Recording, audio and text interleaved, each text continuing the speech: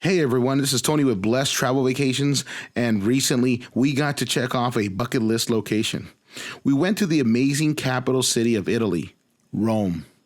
Rome, also known as the Eternal City, is steeped with rich history, amazing sights, and some of the best food you will ever have. On Sunday, April 23rd, 2024, Rome celebrated its 2,777th year of existence. Rome is not only one of the most popular tourist spots in the world, it is a cruising mecca. Many European cruises originate just from Civitavecchia, just 71 kilometers from Rome. So many people use this opportunity to visit Rome while in for a cruise.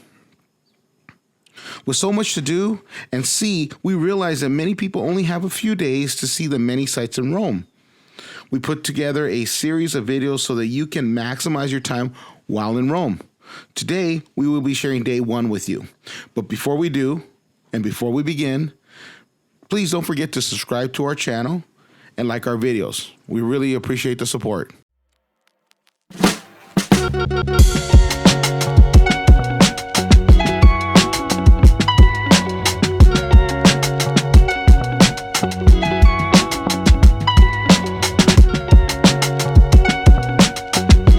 Welcome back, everyone. Our three-part video series is designed to help you with maximizing your time while in Rome. We did thoughtful planning to maximize our time while in Rome and to reduce the unnecessary walking. If you only have one day in Rome, then we recommend you take this tour. If you have 2 days, then we recommend that you do day one and day two. And if you have 3 days, well, then we recommend that you do day one, day two, and day three. Now, let me just start off by telling you right off the bat that 3 days is not enough to explore all there is to see and experience. We spent over a week in Rome and still felt it was way too short. So if you want to really experience all that Rome has to offer, the first thing you need to do is to give us a call at 562-459-4597 or go to blessedtravelvacations.com and we can put together an amazing itinerary and book your stay.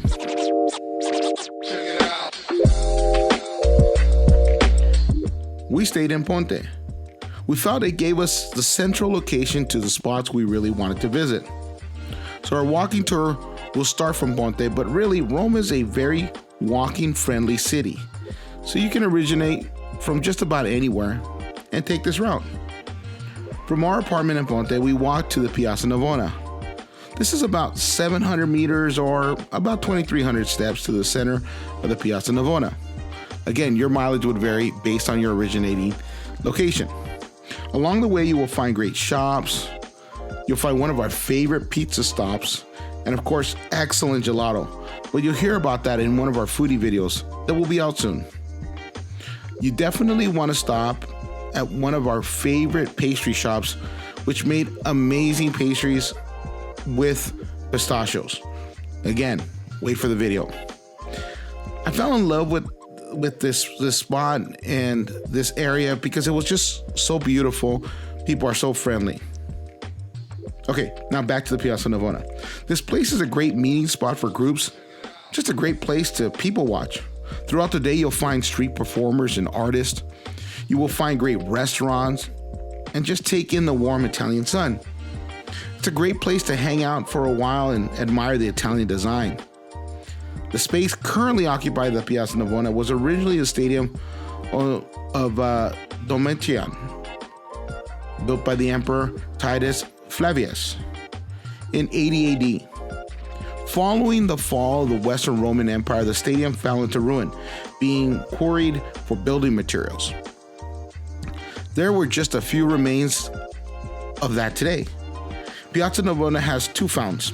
At the southern end is a Fontana del Moro with a basin and 4 tritons sculpted by Giacomo della Porta in 1575, to which in 1673, Bernini added a statue of a Moor wrestling with a dolphin. On the northern end of the fountain, the Neptune, in 1574, also created by Giacomo della Porta, the statue of Neptune by Antonio della Brita was added in 1878 to create a balance with La Fontana del Moro. It really is a great place to just hang out and take in the beauty. Okay, here's a little tidbit of information for you guys. Public restrooms in Rome are a premium and hard to find. There is a McDonald's on the northeastern side, but that can be pretty busy and there could be long lines to use that restroom. Instead, we recommend that you pay per use restrooms just outside the Piazza Navona on the north side called P-Stop. You heard that right, P-Stop. It will cost you €1, but well worth it.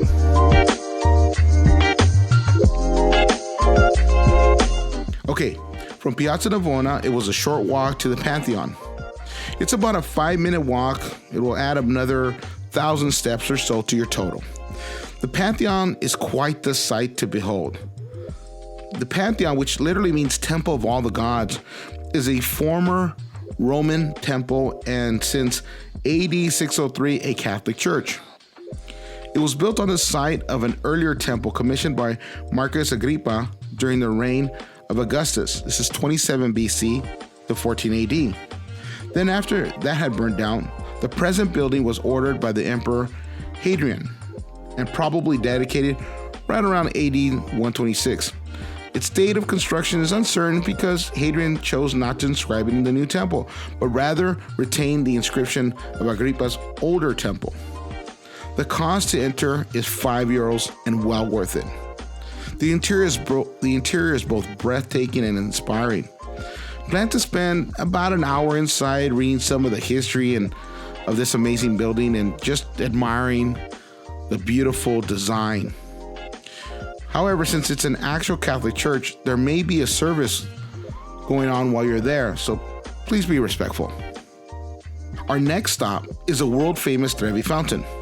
From the Pantheon, it will be about a 10-minute walk, so it will add another 2,200 steps or so to your walk so far. The Trevi fountain, also known as Fontana di Trevi, is an 18th century fountain in the Trevi district of Rome. It was designed by the architect Nicola Salvi and completed by Giuseppe Benini in 1762 and several others. Stands about 26.3 meters or 86 feet high and 49.15 meters wide or 160 feet wide. It is the biggest Borloque fountain in the city and one of the most famous fountains in the world. The Trevi fountain is quite amazing with tons of iconic spots to take pictures. If you go during super busy spring break or summer months, it will be extremely packed. We went to the Trevi fountain about 6 times during our stay, which was off season. And when we went during different times, morning, midday, and late at night, it was almost always busy. Late night around 9 p.m. seems to be the best time to go if you want less people in your shots. Around Trevi, you will find great gelato, restaurants, so make sure you watch our foodie video. Rome is a very safe city, but there is one thing you need to know and look out for while you're out there, and that's pickpockets. There are a lot of pickpockets, and they love places like Trevi because there's so many people that you're constantly feeling people next to you and bumping into you, which makes it easy for a pickpocketer. So leave your passport back in the hotel or apartment, leave at least one credit card back in your hotel, and only take a small amount of cash. We recommend that you don't use backpacks or purses as they are easy to get into. Instead, take a fanny pack or a sling with an anti-theft zipper. Keep the bag in front of you and be extra vigilant. We recommend you spend about an hour or more at Trevi. We just love sitting in the fountain and talking. We even made a few friends. So much of Rome is about slowing down and enjoying the moment. Fight the urge to just see it and leave. Take the time to relax, buy a limoncello, and just enjoy this magnificent fountain.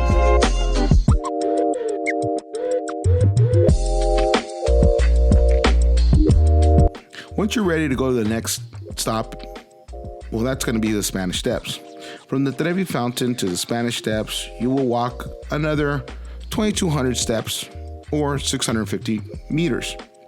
Keep in mind that along the way, there are great shops, restaurants, and cafes to stop and enjoy. Give yourself time to explore and enjoy the sights. Consider making a stop at the Chiesa de Santa Maria in V. This Catholic church, like most churches in Rome, is amazing. This magnificent church has incredible gold overlay and a ceiling that has to be experienced to be believed. Back to the Spanish Steps. The monumental stairway of 135 steps is linked with the Trinità dei Monti Church under the patronage of the Bourbon kings of France. At the top of the steps, the Spanish embassy to the Holy See in the Palazzo at the bottom of the steps. The stairways were designed by the architects Francesco de Sancits and Alessandro Spicci. Construction took place in 1723 to 1725, and it officially opened in 1725. If you climb the 135 steps, you will be rewarded with a beautiful view of the city and, of course, an Instagrammable moment. You will find high-end shops like Gucci, Louis Vuitton, and Rolex, to name a few, at the bottom of the Spanish Steps.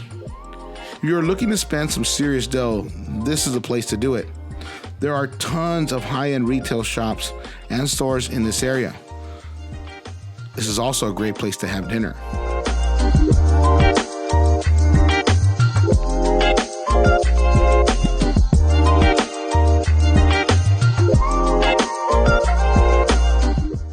Our last stop on day one of our walking tour is the Piazza del Popolo.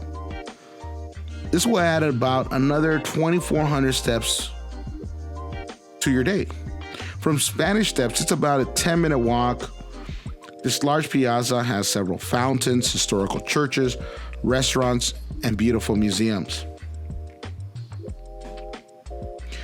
Now, our walk back to the apartment in Ponte was a bit longer than we had hoped for because we were tired from all the walking, but it wasn't bad.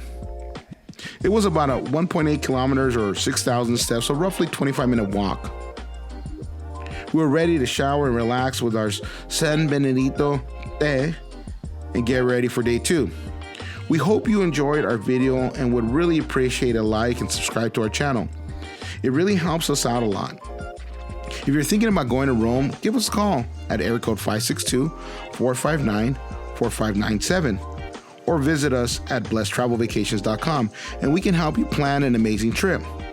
Also, don't forget that we're cruise specialists. So if you're looking to cruise throughout the Mediterranean, give us a call first and we'll book you an amazing cruise.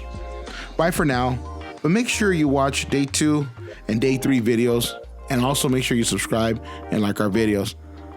God bless.